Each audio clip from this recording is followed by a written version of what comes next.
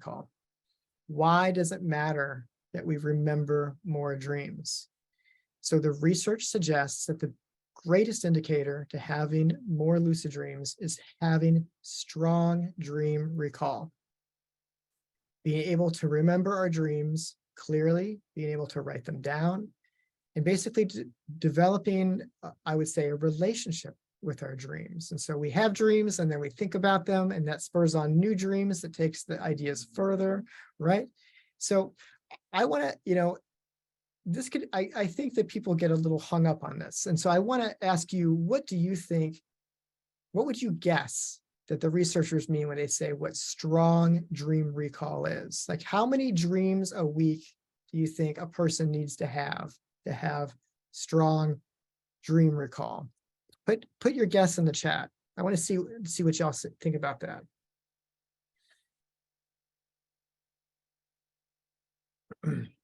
One per night, says one person. Two people say that. Another person saying 10 to 15.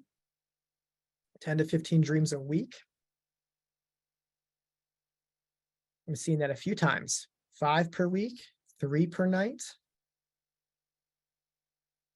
Justin says 1 to 2 a week. These are great guesses. Adrian, 7 dreams per night. Okay, wow. Wow. And then Alexander is saying my best guess is 3 to 5 dreams a night. Okay, here's what the researchers found. Their definition of strong dream recall is 3 to 4 dreams a week. 3 to 4 dreams a week is strong dream recall, right? So congrats to pretty much every single one of y'all on the chat. You are pretty much you're in the top 5% of dreamers on the planet. Like, you're a super dreamer already. Most people don't remember that many dreams. We are in the minority.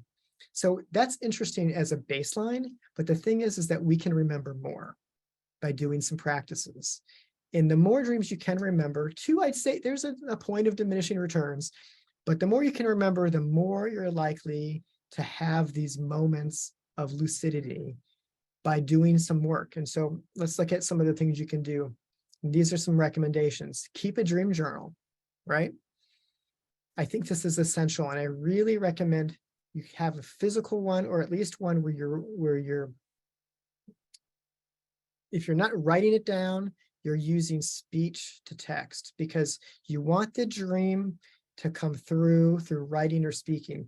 Sometimes typing a dream out doesn't seem to have the same effects of recall from a process perspective, and I don't understand why that is. But the best thing you can do is to write your dreams down longhand. You want to take your dream journal and you want to review it before bed, right? You want to have it sitting right there next to your bed to remind you physically that this is important, that I want to remember my dreams. And in the morning, you want to record your dreams as soon as you can. Now, I know that this is difficult.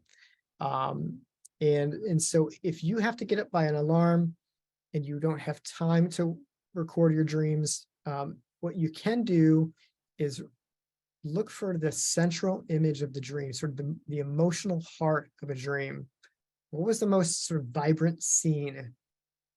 It could be a vibrant visual image or the most emotional part of the dream. If you can write that piece down, like in a phrase, and then come back to it later, the dream, you'll remember the dream later enough that you can write down enough of the dream. And so that's sort of a good shorthand to try. But another method is to try what I call the snooze method, which is to give yourself 5 minutes built into your waking up time. And so when your alarm goes off and you snooze, go back to the position you were in when you were awoken and move back into the dream and just start kind of scrolling through it and see what you can find. What do you see? What comes up? See if you can catch that dream. You might just feel a color or an emotion at first, right? But just see if you can catch it. And this practice of bringing dreams back into the waking world is really important. because what we're doing is we're building bridges between altered states of consciousness, from the normative waking state back from the dream world. And this is how we increase our lucidity too. And it's just true. So you don't want to, get frantic about this, but the more dreams you can remember, the better your chance of going lucid. And it sounds like y'all are already in the sweet spot, honestly. And lastly, I'd say is talk about your dreams. And so I think that when we dream share in the household is the unit, the primary unit of dream sharing in our culture.